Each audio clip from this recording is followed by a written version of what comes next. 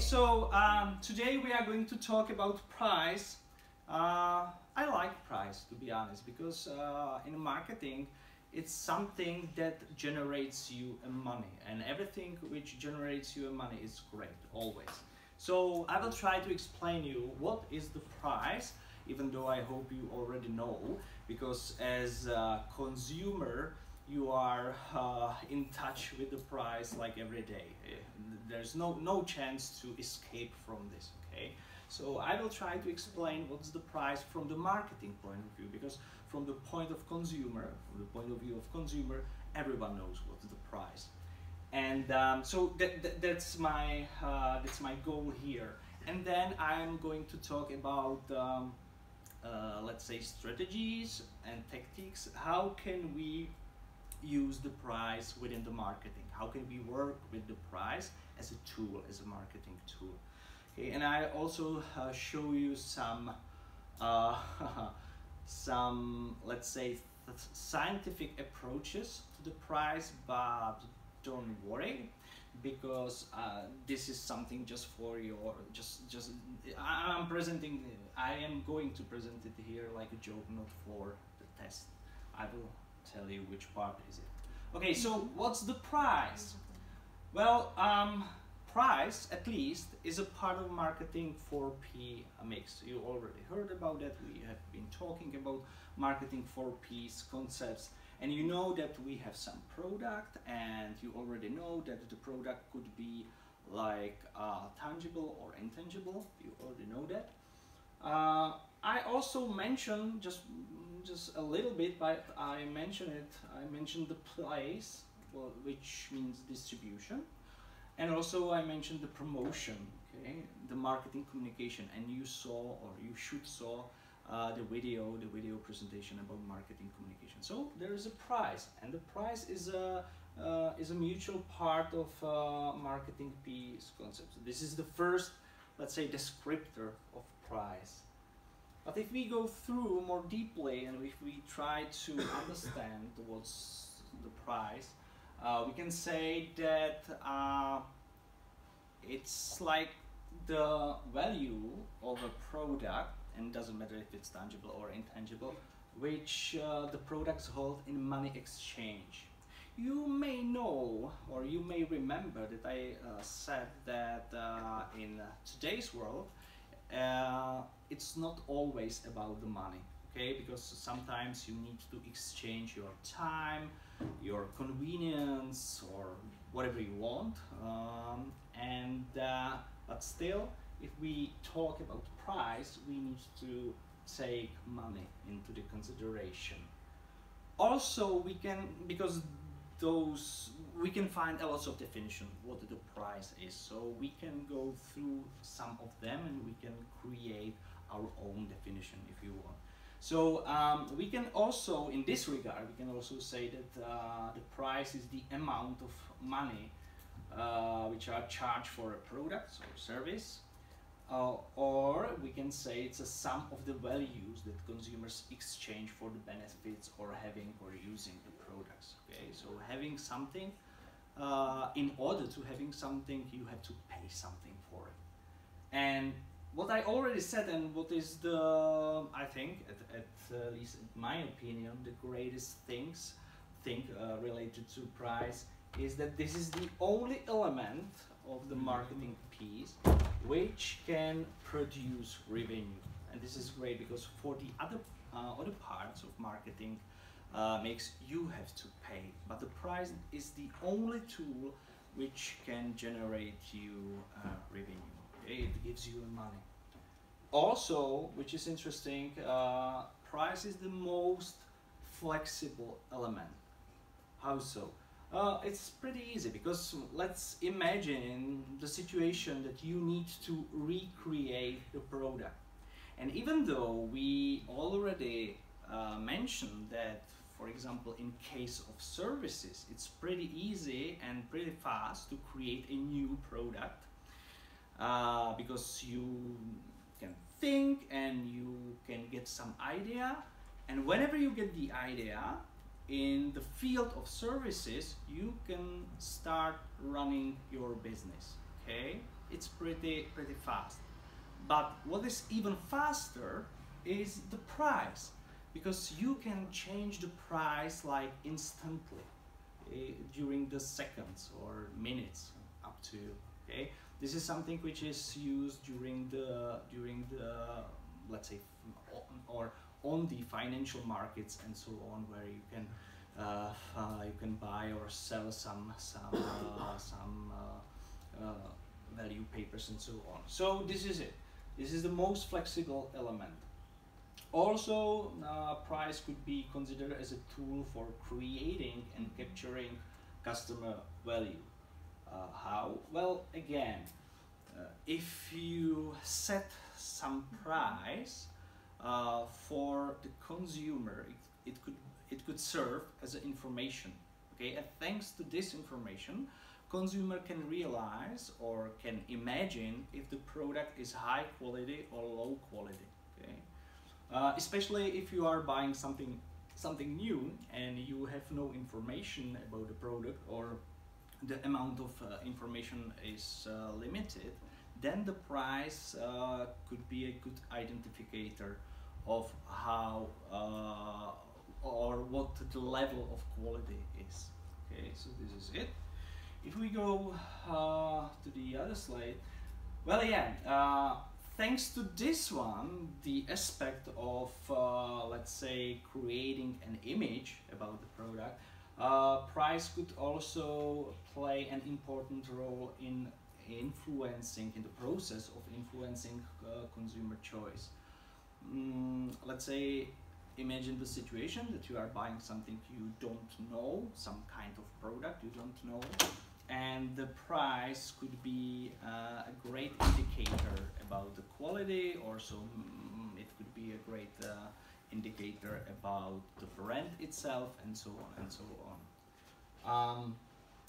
So this is it. This is about the quality, the measure. It's like the echelon of quality, and that's why the price creates perception of quality.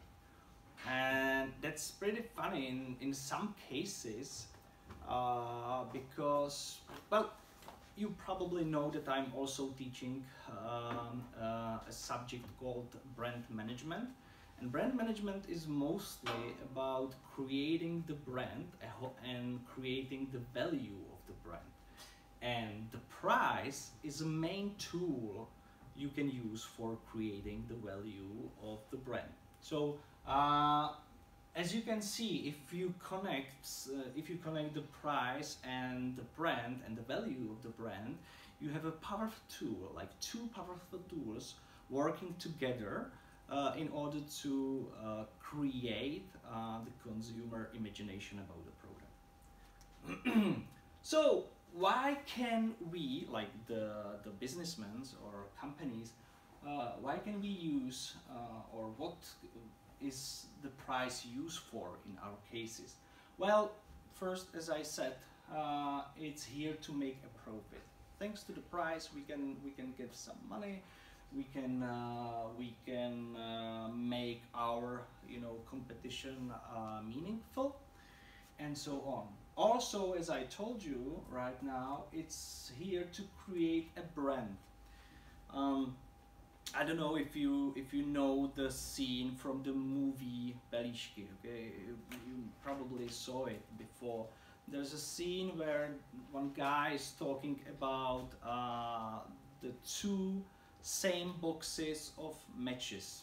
You know that. Okay, you know the scene, and he's saying something like, if I had told you that one of the boxes is from the USA, which one you prefer? And they say, I would prefer the American one. And this is it. This is about the branding. If you can recreate the consumer's mind and the image of the product, then you can create the demand for the product. Okay, so in this case, you can use a price to create a brand, to create some kind of value of the brand. And thanks to this, you could be more successful on the market. I'm just trying to think for more examples of price and brand. Well, if you realize, I think I got the specific slide for that, but now I think it's good to mention it. You have, for example, some automobiles brands, like if you imagine Fiat. I'm usually making fun of Fiat because I'm riding one of them. Do you know what is the let's say the most expensive brand which is considered to be part of Fiat family? Ferrari? I'm not sure about Ferrari, but for sure it's Maserati. Okay, which is pretty funny because I'm always if I'm making fun of Fiat, it's good. But if some other person making fun of my Fiat, I'm always saying it's Maserati, but just with the wrong branding. So the point here is that you could have one factory or one company, but producing a different brands for different for different markets, for different market targets. So this is the thing. The same situation is with Toyota and their premium brand. Do you know the premium brand of Toyota? Lexus, great. So you got it, right? Like you can create, thanks to the price, you can create the premium brands, normal, let's say, or usual brands, and low-cost brands.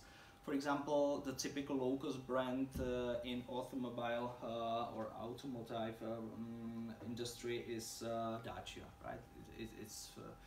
It's well, some guys says that all French cars are trash, but especially if you compare the regular French car with Dacia, you can see which one is the trash, the real trash. Okay? So this is it. This is like using the price for brand, and also, and this is really important.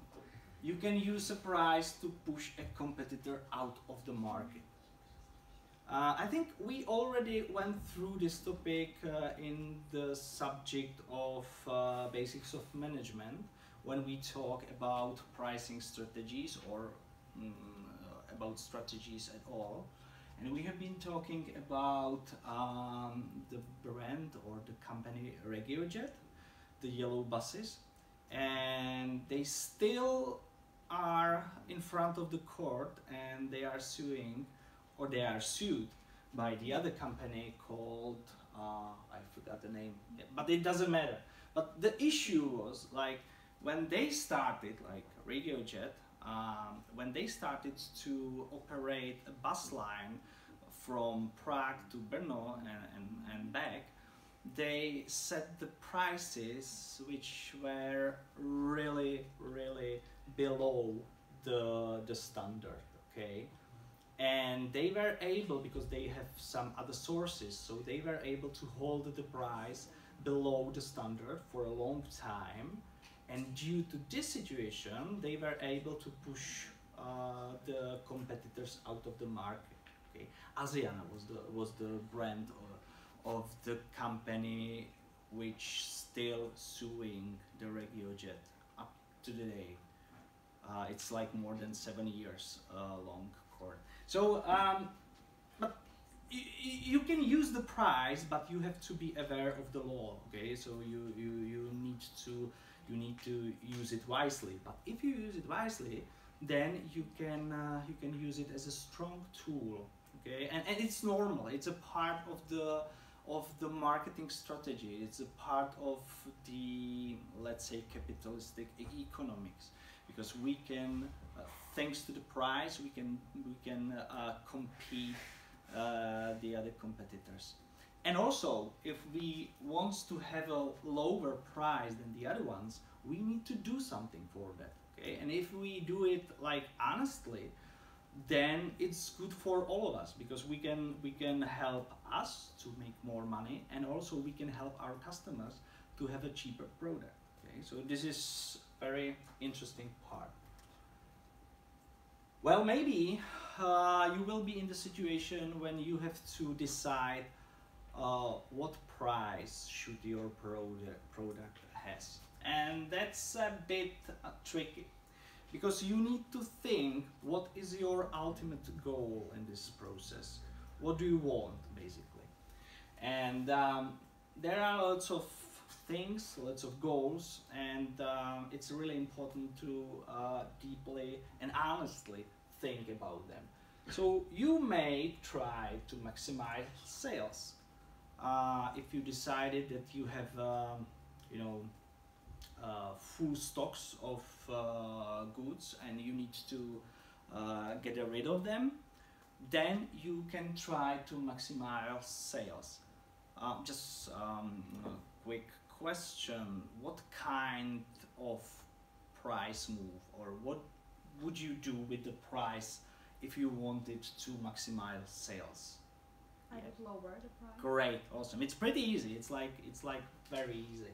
So lower the price, and then you can use marketing communication. Let the consumers know that your price is lower than usual, and especially in Czech Republic, when something is cheaper, people will buy it. So yeah, that's it. Also, you can increase profits, and then in the same logic as it was said here before, if you want to increase profits, you can increase the price. But the issue here is that there's some kind of capacity on the market. Okay, so you can increase the price up to some level, and after that, consumer will refuse to buy. Okay, so you need to know where's the level, where's the line which consumers won't cross. What about discourage competition? Do you have any idea what to do with the price? Great. Again, make it lower, because then the competitors won't be able to fight back. Maybe they will be able, I don't know, but we can expect that they won't be able, or at least they will be really angry. So you can really discourage them. If you want to attract customers, it's pretty easy, but there is a one catch. You probably, if I ask you, you probably answered that in order to attract customers, you can lower the price. That's a correct answer. But in some cases, also increasing the price may attract consumers or customers. Why? Because you change something, okay? You change their perception, and they could start to think like, there has to be something with the product as a reason why it's so expensive, and this one could really let's say take or change the perception. Maybe I already told you about the story with Black Perils. I think I told you this story during the management, but I will repeat it. The story was like, if you want to have pearls to make the bracelets and the other things, you in nowadays, in the modern times, you can produce pearls. You get the small animal. I don't know how to say it even in Czech nor in English, but the small sea animal, and they put like smart piece of sand into the body of the animal, and the animal, through the natural processes, create a pearl. Then they collect the animals, take the pearls out of them, and then they can make a jewelry from it. And sometimes there's some issue with the animal or with the process, and instead of creating the normal pearl, you will receive a black pearl. And the issue, like 100 years ago, was like that the black pearls are priceless. No one's wanted them. And they were thinking what to do with them, what to do with the black pearls. And one guy from New York, he decided to make a necklace from the black pearls and set the price for it. So he creates the necklace, and he put a price tag on it, and the price tag says $3,000, and he put it behind the window of his store on Fifth Avenue in New York, and he just waits. He just waited, and suddenly and somehow someone bought it. Some guy just bought the necklace for his wife, and in that moment the black pearl necklace became a story. The journalists started to write about, the women started to be interested in black pearls, and so on and so on. So the black pearls, which were considered priceless, just became very expensive, even the more expensive than the real ones.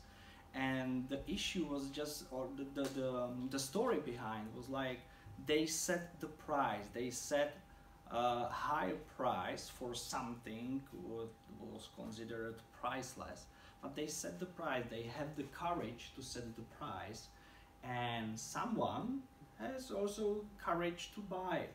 Okay, so and then create a specific market. And if you like, for the guys, if you decided to buy a necklace, and if you go to jewelry store, the one with black pearls will be always more expensive than the one with the regular pearls.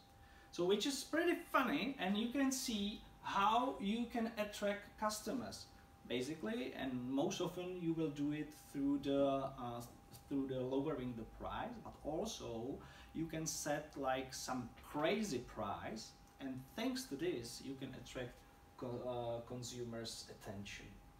Also, you can use a price for maintaining an image.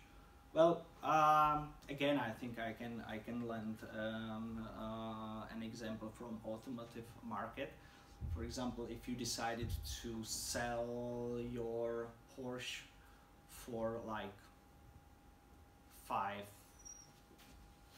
let's say $500,000, and there will be something wrong. Like, you imagine that you have a new Porsche, doesn't matter which model you have, not the electric one because there could be some issue with it, but the regular one with normal fuel, and you decided to, let's imagine the situation, you have a car dealership, and you decided to sell the Porsche for $500,000, only $500,000. There will be something wrong, and you can ruin the image of the car. You can ruin the image of the brand even.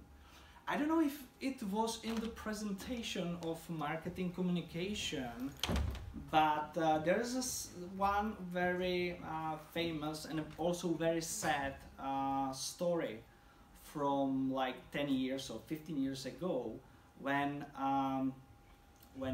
American car manufacturer tried to step inside to our market, and they decided to sell, and I'm just thinking, Cadillacs on our market.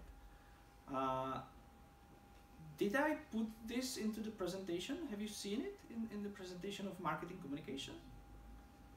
Never mind, okay. There's a dangerous question.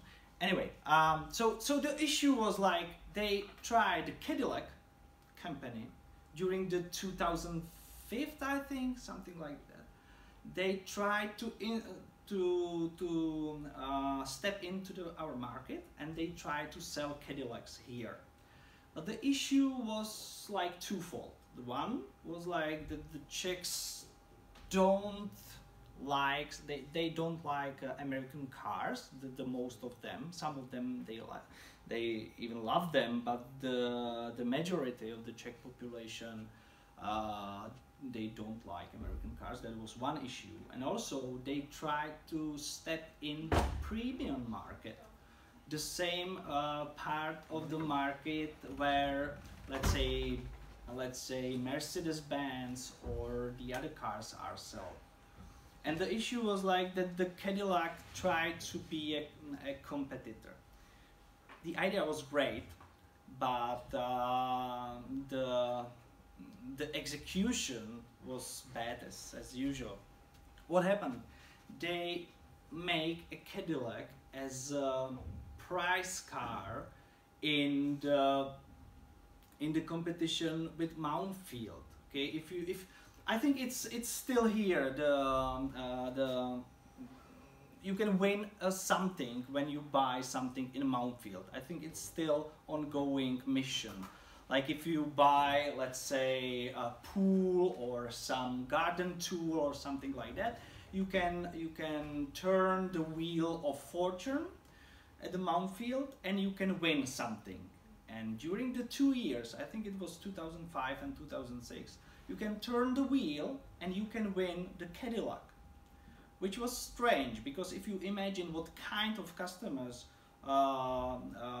goes to the Mountfield, they are mostly people from the village, or they are people who already had a car because they need to travel to their cottage or weekend houses and so on and so on.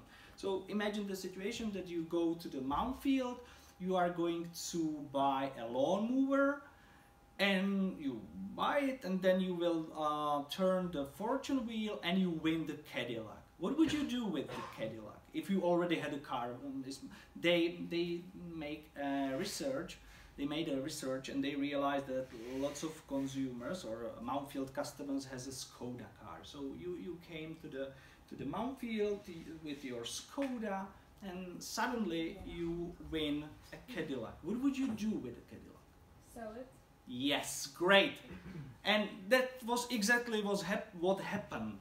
There was some issue in the contract that you are not able to sell it for only a half a year.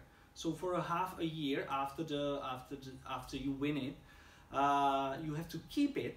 But after the half a year, you can sell it or resell it. So that was what basically happened. The AAA car shops, Achka, you know what I'm talking about.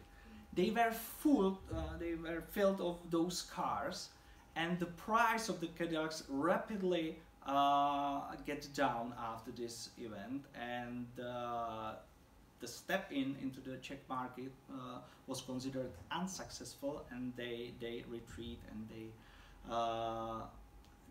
I think they didn't try it again. So in this case, if you are thinking about maintaining an image of the product, you have to be very careful, especially if you are going to the unknown market, because you don't know what the people are thinking about and so on and so on. So be careful in this situation. Well, I also mentioned something, I already mentioned some factors in setting a pricing policy. As I said, you have to select the pricing objective. So what would you do? Why do you want to set the price? Also, you have to determine demand. That's pretty important, because if you don't know how many potential consumers are there, you are not able to set the price correctly. Also, you need to estimate costs. Well, if you decided that you will, let's say, manufacture, I don't know, Coca-Cola or like any other cola, lemonade, and you won't estimate your costs, you can set some price, and then during the process you can realize that you are not able to at least cover your costs, nor to make some revenue. So first you have to estimate your costs, and you probably already know that we have at least two types of costs, the direct ones and the indirect ones, and you need to count with them. Also, you should analyze competitors' costs, prices and offers.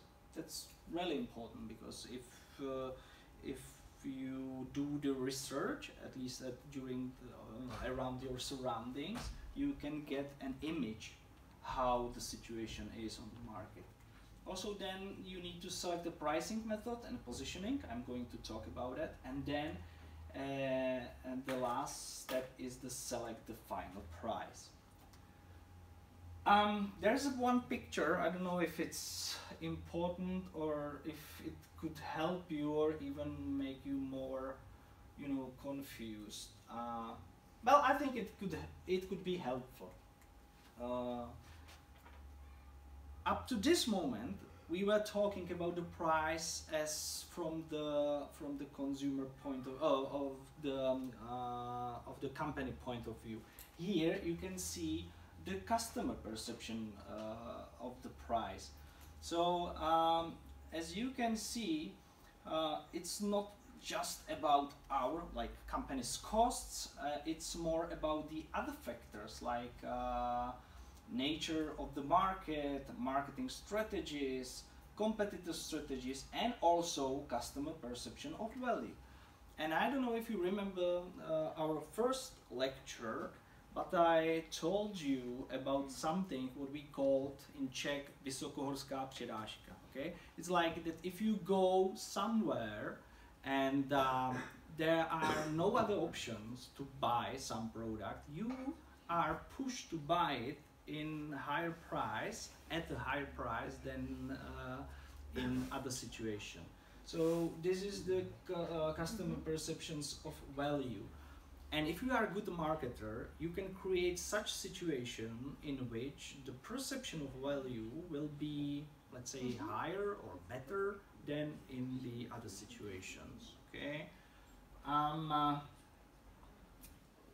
think that's enough. You don't need to know the picture for the test, but I think it can help you to understand how the final price is created. So basically, it's not just about our costs and the competitors, but it is also about how the consumers perceive the value. Okay. Well, I don't know if you saw the video of Tucker Carlson. I don't think the video. I don't mean the video when he was interviewed Putin. It was not interview, to be honest. It was like Putin was talking and Carlson was listening and smiling crazy, like crazy. But anyway, he then made a video from Moscow, and he was visiting shopping malls in Moscow, and he was like, that's everything is so cheap, like for $100 I'm able to buy almost all the goods in the shop and everything is great, and I'm going to push our government to make the same prices. But this is just a representation of his stupidity, because what he didn't realize is the situation that, or is the thing that for $100 in the US, you can work, let's say, 2 days. But to earn $100 in Russia, you have to work like maybe 2 weeks in some position. Okay, so that's why the goods are cheap in Moscow. But the issue is that the nature of the market, the nature of the economy is totally different than in the US. So if you think like that, then you need to take into the consideration all the factors, okay? This one is pretty interesting. This picture is pretty easy, and it helps you to understand my future talking about the pricing approaches. So basically, in my Czech version of this subject, I'm talking about at least 4 pricing strategies, but in this version I decided to not to mess your mind more than it's necessary. So I only choose 2 pricing strategies, and it's the first one is called cost-based pricing, and the other one is called value-based pricing. I'm going to start with the talking about the value-based pricing, but before I just describe briefly what is the cost-based pricing. I think it's pretty easy. And if I ask you, you probably would be able to answer it correctly. It's basically like you have a product, and to create the product, you need to spend some costs, related costs. And the amount of the cost is becoming a base for the price. I think it's pretty easy. Like, okay, let's imagine the situation that I want to create mobile phone, okay? So what I need some chips, I need the display, I need some, I don't know, housing for the mobile phone and so on. I can put all the prices for all the pieces of the phone together, and I get the final costs number. And then I can add something, whatever I want. Let's say I want to make 1,000 or 2,000 crowns on each phone. So I will add this to the costs, and then I get the price. Then I put the phone with this price tag on the market, and then I'm just, let's say, guessing if this product for this price can get the customer's attention, and if it's offering the value they need and want. On the other hand, the value-based pricing is much more, let's say, reasonable. It's more about what the consumer is about to pay and is willing to pay, let's say, okay? So you are listening to customers, you ask them, you do some research, you can watch them and so on and so on. Then you can realize what is the value they expect from the product, okay? So you can make some kind of research group, and you can interview the customers, and you can talk with them, and you can realize how much they are able to pay for something, especially in case of services and so on and so on. So you get the idea of value. According to the value, you can then set the price. You can imagine the situation that, okay, how much is for a new iPhone?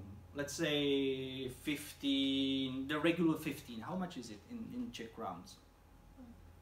40,000. How much? 15? 100? 40,000. 40? I don't know. 22? Okay. Okay. So let's take 20. Okay, great.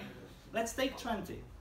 And imagine the situation that I will do the research group. I will talk with the consumers, and they will let me know that they are able to pay. Let's say, imagine the situation. I will go on the market with new iPhone 16, and how much you will be able and you will be willing to pay for that. And they will tell me like 60,000 crowns. And for me, the cost will be only 20,000 crowns, okay? So then I can set the price according what the consumers told to me, okay? And this is about the value. It's a good strategy for both of us, like for the company and also for the consumer, because for the company, I can realize what is the real value of the product, and I can earn more, or I can reduce my costs and set the price, which will be through which I can beat the competitors, okay? And also for a consumer, it could be also great because they will get what they want for the price they want to pay. So this is it. This is like the main differences between those two approaches. I will try to open the door. Maybe the air will be better here, if you don't mind.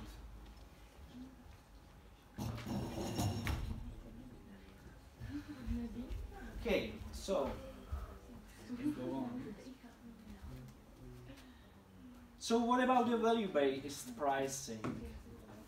As I told you, it's pretty easy. Like you used or you rely on the consumer's perception of the product, and according to perception you can set the price.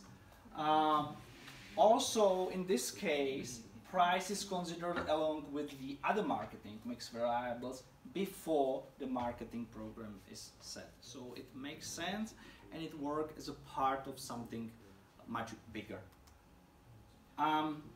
If you like some mathematics, we can show it in this writing. Like value-based price, VBP, is equal to net revenue gain, then the net cost reduction, and also emotional contribution. Okay, sometimes the emotion, they play the most important role in the whole process of buying something. You probably already know that because you saw the video about the consumer behavior. So this is it. What about the good value pricing? How can we set the value pricing to be the best? Well, I think in Czech lots of retailers has a great experiences with that, because the Czech Republic is considered to be I don't know if the best is the good word for that, but we are really huge in some discounts and price reductions and so on and so on. So, but the basic thing, if you want to set the price which will be, let's say, good, you should create a combination of a good quality product on one side and also something what we call fair price. Czechs, they always say they have some kind of ratio. Maybe you will help me with that. I'm trying to remember how it should be set in Czech. Like skvělá cena, skvělá kvalita za tu cenu, or something like that. Do you know this? Cena výkon. Great, thank you very much. This is some specific word combination which is really typical for the Czech market.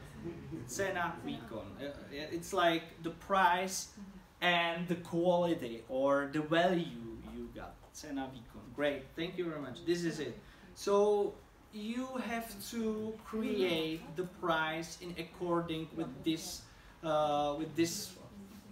premise to be able to succeed on the market.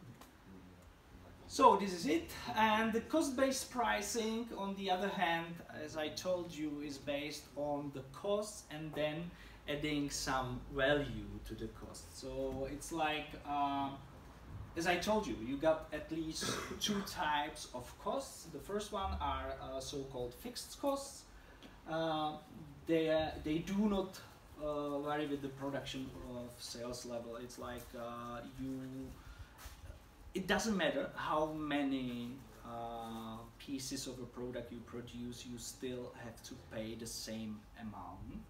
And also then you have the other ones, they are called variable costs, and they vary directly with the level of production. So it could be like, I don't know, even the fuel for the car, if you are a taxi driver and more consumers or customers you drive somewhere, then you have to pay more for the gas for your car. So those are the variable costs.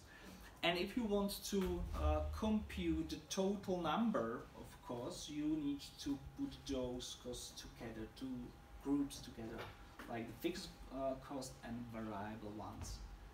And whenever you have the number, then you can work on that. And there are some methods on how to set the price. I don't want you to know them for the test, so I don't want you to mess you with this one. It's just for your information. You are going to go through those equations during some other subject. Maybe you already did, but I don't want to mess you around with that. And just for your information. What about something what we call markup price? Well, anyway, in any case, if you want to set the price which is going to work, you need to, let's say, behave like the right marketer on the market. You need to be sure that the price will somewhere meet the demand. Okay, like the people will be able to buy something for some of the money. So sometimes it could happen that we can ignore demand and competitors' pricing, which is not good. But still, you can find businesses or sellers who do that, and sometimes it is just because, let's say, some kind of markup price is simple and fair, more fair to buyers and sellers, and also sellers are more certain about the costs and about demand. Like the certainty about demand could be represented like that you know as a company that consumers always buy your product, doesn't matter the price. Like I'm thinking about some example, but you need to eat, right? So if they will increase the price of, let's say, something you need to eat every day, like water, you probably won't stop drinking water. You will continue and you will pay more. So there are some specific products the producers are not afraid of rising the prices. I don't know if you ever heard, you probably heard about it, but in Czech, not in English. I'm just trying to remember the Czech version of break-even analysis. Analýza podvzvratu. Have you ever heard this one? No? You will. Trust me, you will. Bless you. You will. Anyway, the break-even analysis is to determine the price at which it will break even or make the target profit it is seeking. So just basically you have to imagine the situation that whenever you produce something or sell something, you need to make a profit, but you are able to make profit starting from some amount of products. Like if you have a fixed cost to produce what, like this diary, okay, I want to produce and sell this kind of diary. At least the fixed costs represented by wage and I don't know what could be like 100,000 crowns a month. How many diaries have I have to sell and how much they cost in order for me to be able to pay the wages for my consumers, right? So this is the break-even analysis. I need to know two things, the cost and the price, and then I can deduct in what amount of the product sold I'm going to make a revenue. Does it make sense? Because it's pretty easy, but during the final exam, students sometimes has a problem with it. Like imagine the situation that the diary costs 50 crowns and my fixed costs are, let's say, 100,000 crowns a month. How many diaries I have to sell during a month to be able to cover up my costs? You don't have to calculate it in your mind, but just tell me how to calculate it. Do you have any idea? I divide the fixed cost with the price. Great. Correct? Awesome. This is the basic approach. This is the basic one approach. but you have to consider that the price also contains the costs and also something what I add for my profit. So I need to deduct the profit from it, and then I realize how many diaries I need to sell a month to be able to cover the costs. So this is break-even analysis, and it's very important, and you are going to hear about it during your study so many times, and it's also a part of the final exams. So this is just for the information. If this question appear in the test, it will be like in the form what is a break-even analysis, and there will be some like 5 possible answers, and you should change the right choose the right one. Okay, it's pretty easy, I think. Nothing difficult. Okay, so this is it. Well, this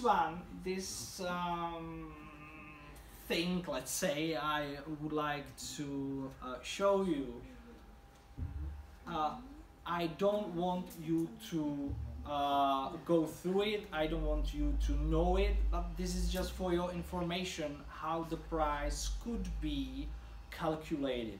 There are huge models which can help you to calculate the best price, and as you can see, it's a huge and heavy mathematics, at least for me, because I don't understand any of the sign here.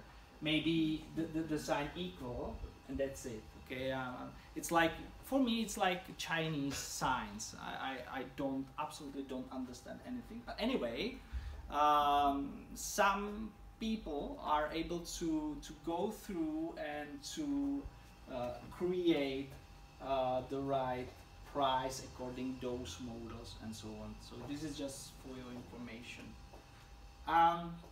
Well, we've talked about some factors which can influence the price making, and we talk about the costs, about the perceived value, about I don't know what, other things. And then we have to think about the other internal and external factors which can affect our pricing. Just small technical break. I see, or I just realized that you are tired, but are you able to sustain like 20 minutes? Because I think I'm able to finish it during the 20 minutes, and then we are done for the morning session. Okay, so if you, yeah, 20 minutes, okay, great, thank you very much. So what are the other internal and external factors we have to consider? Well, the first, maybe the most important, is the competitor strategy.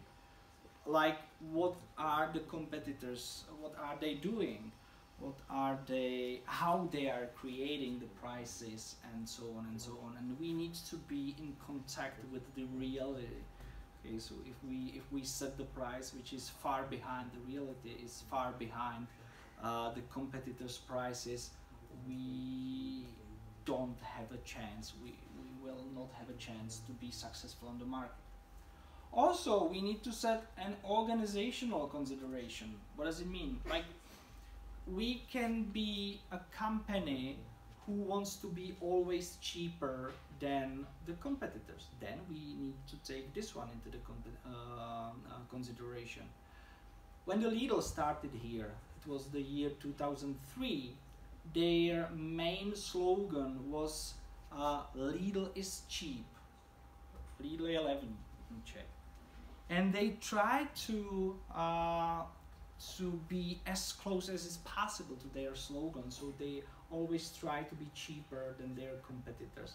After some times they changed the slogan, they changed the policies and so on and so on, but by the time they have this slogan and they have this let's say organizational policies, they really try hard to be the cheapest one in the city. Then we have also other marketing parts we have to consider. So overall marketing strategy, objectives and mix, like marketing mix, we need to take them into the consideration, because the price can't work alone. We need to at least see it in some bigger picture where the price plays just some role, okay? And therefore we need to consider all the factors. We need to consider quality, we need to consider distribution, and we need to consider marketing communication at least. Also we could have some strategies and so on. Also we cannot forget the market and its demand, because there are different types of market, also with the different types of demand, and we should also work with price elasticity of demand. I think you already heard about price elasticity. I will show you just quickly what does it mean. You don't need to know how to compute it, but you should know what does it mean. If someone says price elasticity, so what does it mean? And then we have some more external factors. I'm going to talk about them later. What I want you to, let's say, bring from this lecture is also that you should never forget about targeting and positioning. Like, you always need to think about who is your customer and how the market where the customer is located is working. If you do think about those things, it's a first step to be successful. During the pricing, you can use some, let's say, generic strategies, like survival. Sometimes the situation is very bad and you need to just survive. So then you can set the prices, let's say, lower than you should to set, because you need to have liquidity, for example. You need the money, the real money. Also, you can set the strategy of current profit maximization. In some cases, you need to set the price like you need to maximize your profit. Then also you can recreate, or you can set your price according to your market share. Sometimes you want to be the leader on the market, so it's really important to, let's say, recreate the price in such a way that you could become a leader.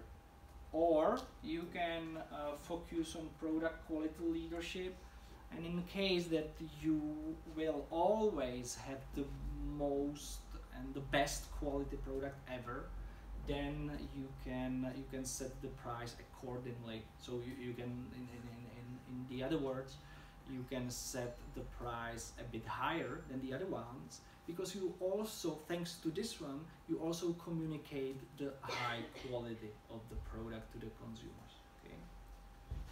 Can I switch to the other one? No? Okay, I can wait.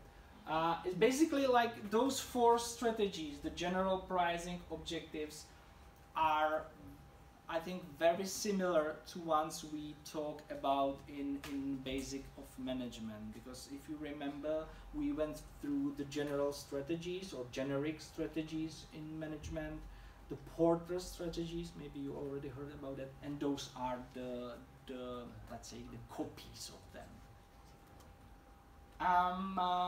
Also, there are different types of market, and you can set the pricing according to the market.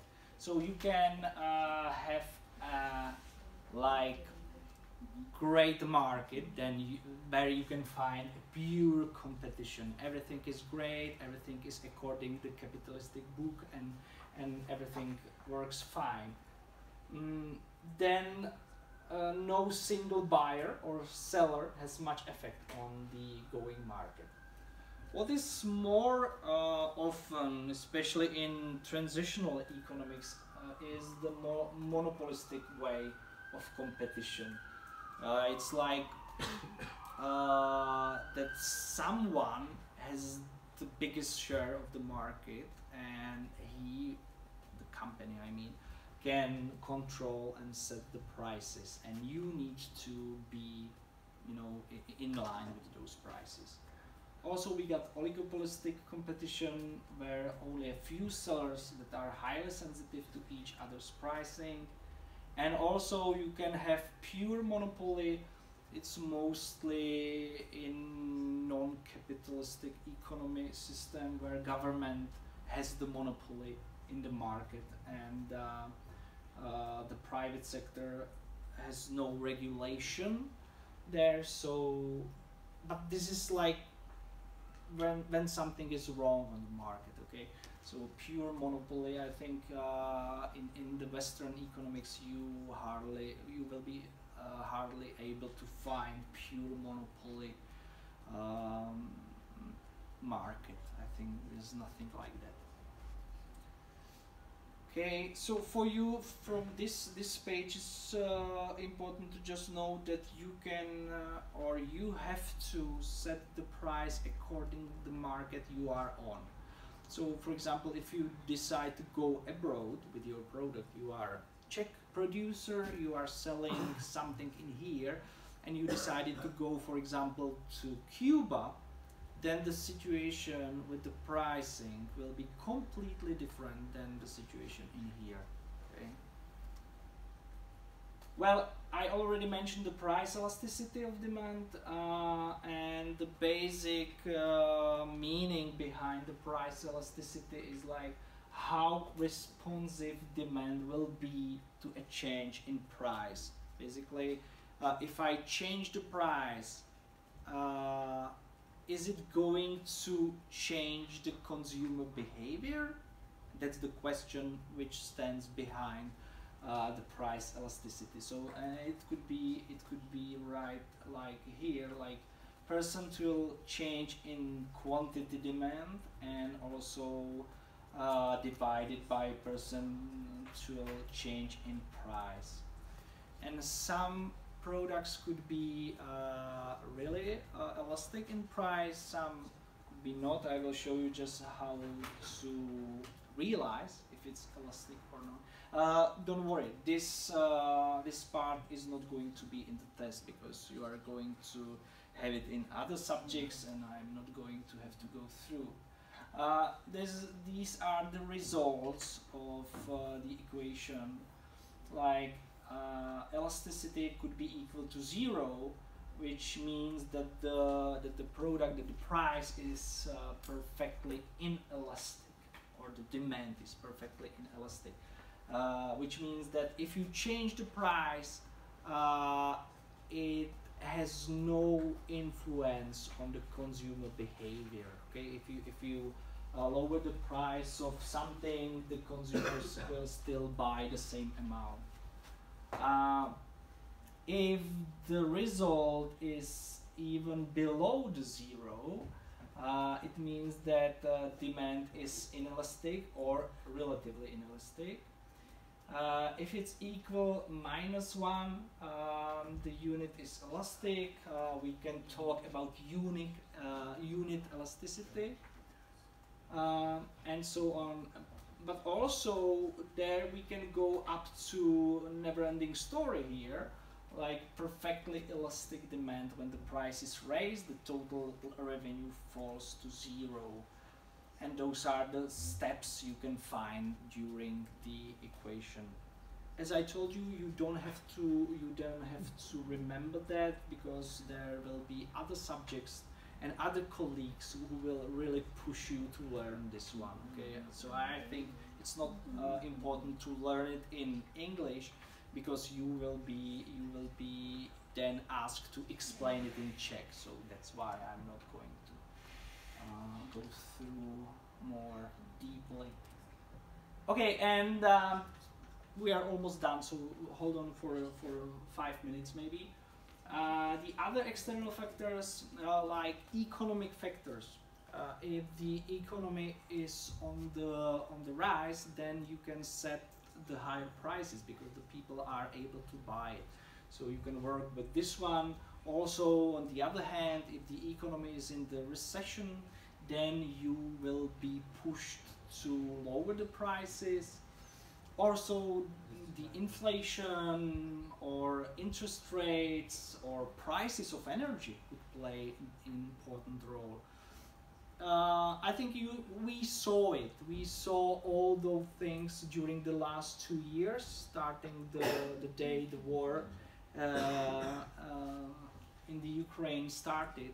We saw like the rises of energy prices. We saw change on interest rates market, and also we saw a huge inflation.